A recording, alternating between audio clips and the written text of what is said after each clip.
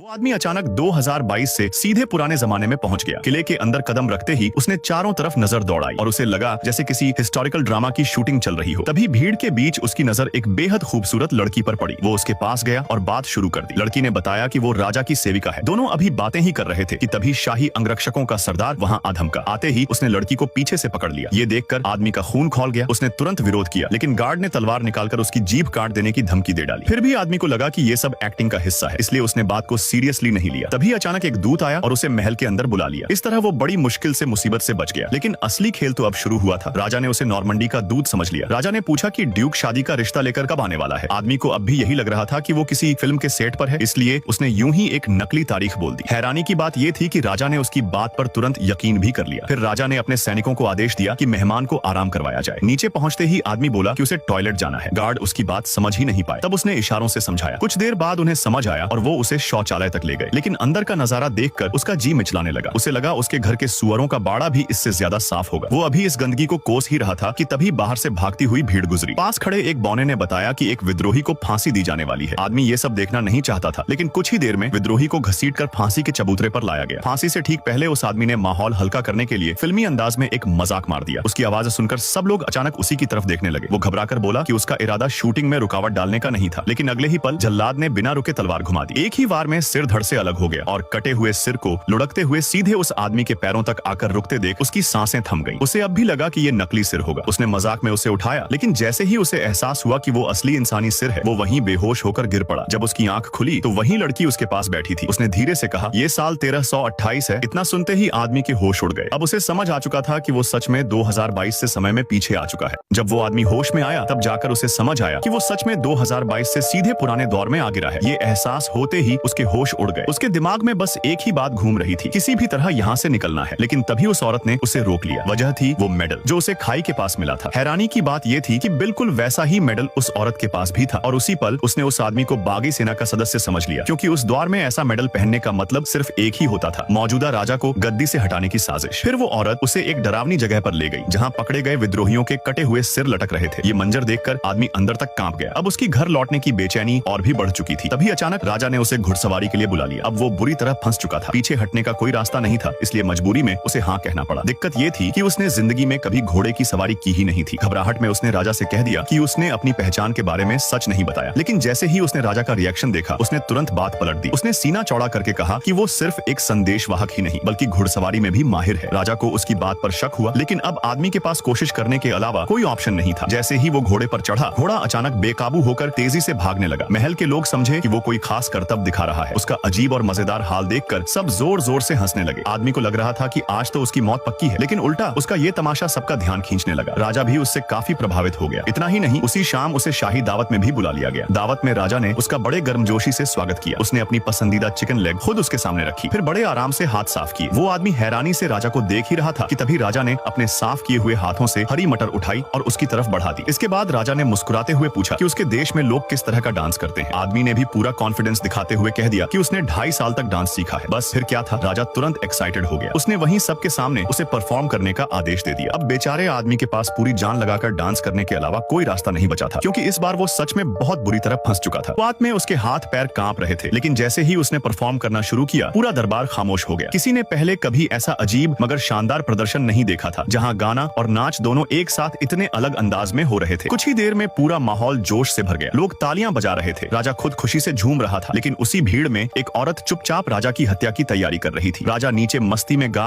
और नाच रहा था। उसे जरा भी अंदाजा नहीं था कि मौत धीरे धीरे उसकी तरफ बढ़ रही है। तभी अचानक राजकुमारी ने उस आदमी का हाथ पकड़ा और उसे अपनी तरफ खींच लिया। बिना कुछ कहे वो उसे पागलों की तरह चूमने लगी और बदकिस्मती से शाही अंगरक्षकों ने ये सब देख लिया। जो सैनिक पहले से ही उससे जलते थे, उन्हें आखिरकार उसके खिलाफ मौका मिल गया। उन्होंने तुरंत अपनी भारी तलवारें निकाल ली और उसकी तरफ दौड़ पड़े। आदमी ने कुछ समझाने की कोशिश भी नहीं की, वो बस जान बचाकर भागने लगा। भागते भागते जब वो महल की सबसे ऊंची जगह पर पहुंचा, तब उसे एहसास हुआ कि अब आगे कोई रास्ता नहीं बचा। उधर नीचे वही हत्यारी औरत राजा के बेहद करीब पहुंच चुकी थी। उसने धीरे से अपना छुपा हुआ खंजर निकाला और हमला करने ही वाली थी, लेकिन तभी ऊपर से गिरता हुआ वो आदमी सीधे राजा और हमलावर के बीच आ टपका। अनजाने में ही उसने राजा की जान बचा ली। राजा इतना खुश हुआ कि उसने उसी वक्त उसे शाही अंगरक्षकों का नया सरदार बना दिया। इसका मतलब था कि पुराने अंगरक्षक अब बेइज्जती के साथ पद से हटाए जा चुके थे, लेकिन यही नई ताकत उसके लिए सबसे बड़ा खतरा बन गई। एक रात राजकुमारी चुपके से उसके कमरे में आ गई। दोनों देर रात तक बिस्तर पर लेटे बातें करते रहे। आदमी को बिल्कुल अंदाजा नहीं था कि असली संदेशवाहक अब तक महल पहुंच चुका है। राजा खुद उस असली दूत को अपने साथ कमरे तक लेकर आया और वहां उसने अपनी बेटी को उसी आदमी के साथ देखा। बस उसी पल सब कुछ बर्बाद हो गया। तयशुदा शाही शादी टूट चुकी थी और अब उस आदमी के पास खुद को बेगुनाह साबित करने का कोई तरीका नहीं बचा था। जैसा सब सोच रहे थे, उसे मौत की सजा सुनाई जाने वाली थी। आखिरी कोशिश में वो मंच पर खड़ा हुआ और लोगों को यकीन दिलाने लगा कि वो कोई आम इंसान नहीं बल्कि एक जादूगर है। लेकिन भीड़ उसकी एक भी बात मानने को तैयार नहीं थी। जैसे ही जल्लाद उसे फांसी देने आगे बढ़ा, तभी अचानक शहर की ऊंची दीवारों के बाहर से एक तीर हवा को चीरता हुआ अंदर आया। यही पल चारों तरफ हड़कंप मच गया। दरअसल विद्रोही सेना उसे बचाने आ चुकी थी। उस औरत ने पहले से ही भागने के लिए एक रथ तैयार रखा था। तीनों अफरा तफरी का फायदा उठाकर घोड़ों पर सवार हुए और वहां से निकल पड़े। लेकिन भागते वक्त आदमी का संतुलन बिगड़ गया और वो रथ से नीचे गिर पड़ा। पहरेदारों ने तुरंत किले के फाटक बंद करने का आदेश दे दिया। कुछ पल के लिए लगा अब उसका बचना नामुमकिन है, मगर वो किसी तरह सही समय पर बाहर निकलने में कामयाब हो गया। काफी मुश्किलों के बाद वो विद्रोहियों के शिविर तक पहुंच गया। वहां उसकी नजर उसी भिखारी पर पड़ी जिससे वो पहले मिल चुका था। तब उस औरत ने उसे बताया कि वो कोई मामूली भिखारी नहीं बल्कि कभी विद्रोह का सबसे बड़ा योद्धा हुआ करता था। लेकिन उस आदमी के दिमाग में इस वक्त सिर्फ एक ही बात चल रही थी, किसी तरह वापस अपनी दुनिया में लौटना। उसने उस औरत को भी अपने साथ चलने के लिए मनाने की कोशिश की, मगर उसने साफ मना कर दिया। उसका मकसद सिर्फ एक था, राजा की सत्ता को खत्म करना। आखिरकार आदमी अकेले उसी जगह पहुंचा जहां से उसकी टाइम ट्रैवल की शुरुआत हुई थी। काफी देर तक वो अंदर ही अंदर सोचता रहा। लंबी सोच विचार के बाद उसने फैसला कर लिया, वो यहीं रहेगा और उसकी मदद करेगा। लेकिन जब वो वापस शिविर पहुंचा तो उसके पैरों तले जमीन खिसक गई। राजसेना ने पूरा कैंप तबाह कर दिया था। चारों तरफ सिर्फ आग, चीखें और बर्बादी थी। उस औरत को भी पकड़कर ले जाया जा चुका था। वो घबरा गया लेकिन हार मानने को तैयार नहीं था। उसने बचे हुए लोगों को उठकर लड़ने के लिए पुकारना शुरू किया, मगर ज्यादातर लोग घायल थे। उनके पास न खाना बचा था न हथियार। किसी में भी राजा की सेना के खिलाफ खड़े होने की हिम्मत नहीं बची थी। जब उसे लगने लगा कि अब सब खत्म हो चुका है, तभी उसके पीछे खड़ा वो भिखारी सबसे पहले आगे आया। उसने बिना कुछ कहे उसका साथ देने का फैसला किया। लेकिन सिर्फ 2 लोग पूरी सेना का सामना नहीं कर सकते थे। तभी भीड़ में से एक अजनबी औरत आगे बढ़ी। जैसे ही लोगों ने उसका चेहरा देखा, सब घुटनों पर बैठ गए। वो उनकी असली रानी थी। फिर भी लोगों के अंदर लड़ने का जज्बा जगाना आसान नहीं था। भिखारी ने आदमी से कहा कि लोगों को उम्मीद देना ही उसकी सबसे बड़ी ताकत है। उसने कोशिश की, मगर उसका भाषण लोगों को प्रेरित नहीं कर पाया। आखिरकार आदमी खुद को रोक नहीं सका। उसने रानी से इजाजत मांगी कि इस बार वो लोगों से बात करना चाहता है। सबको हैरानी हुई क्योंकि उसके जोशीले शब्दों ने भीड़ के अंदर फिर से आग जला दी। लोगों की आंखों में डर की जगह गुस्सा और हिम्मत लौट आई। इसके बाद वो खुद सैनिकों को ट्रेनिंग देने लगा। उसकी आधुनिक सोच और नए तरीकों की वजह से थोड़े ही दिनों में सेना पहले से कहीं ज्यादा मजबूत हो गई। युद्ध से एक रात पहले उसने बड़ी सावधानी से अपना कवच तैयार किया। अगली सुबह सूरज निकलते ही हजारों लोग पूरे जोश के साथ किले की तरफ बढ़ पड़े। लेकिन जब वो किले के अंदर पहुंचे, वहां कोई भी मौजूद नहीं था।